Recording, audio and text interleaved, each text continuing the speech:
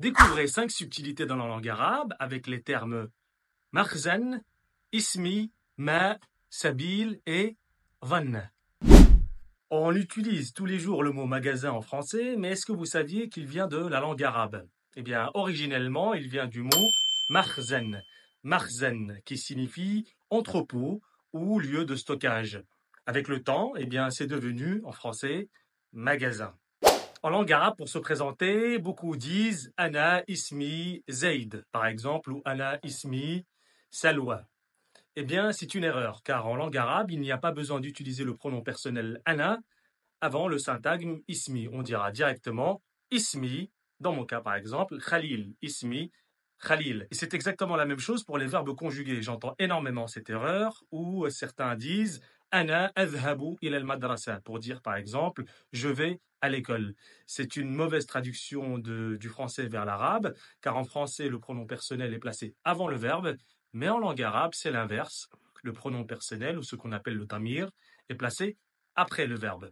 Et donc on dira directement adhabu ila al-madrasa. Sauf si vous voulez insister et dire par exemple moi je vais à l'école ou moi mon nom est. Et à ce moment-là vous pouvez dire exceptionnellement Ana ismi Khalil.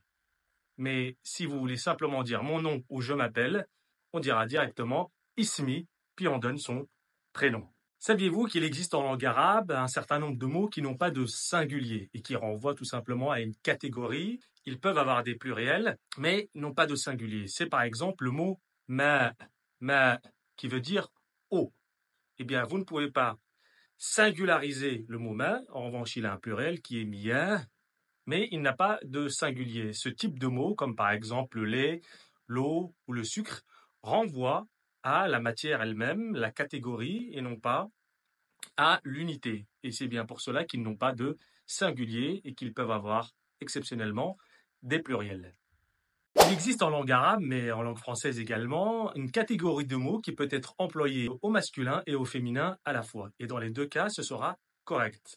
Par exemple, en langue arabe, le mot sabil, qui veut dire voie ou chemin, peut être employé au masculin ou au féminin. On dira par exemple هذا sabil ou هذه sabil ou sabilun tawil, sabilun tawila. Dans les deux cas, c'est correct.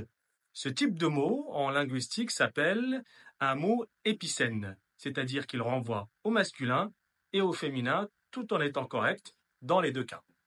De nombreux mots en langue arabe renvoient à une chose et son contraire à la fois. C'est par exemple le verbe dhanna. Pour la plupart des gens, dhanna veut dire croire, c'est-à-dire avec un doute. Mais attention, dhanna renvoie également dans la langue arabe à une certitude. Vous pouvez parfaitement utiliser le verbe dhanna pour exprimer une certitude et non pas un doute. Ici, doute et certitude s'opposent. C'est un phénomène assez classique en linguistique arabe, mais également en langue française. Et ce type de phénomène s'appelle l'énantiosémie en langue française, et qui est exprimé en langue arabe par le terme al-aldad. Al-aldad, qui est le pluriel de ضد, qui est le contraire ou l'antonyme.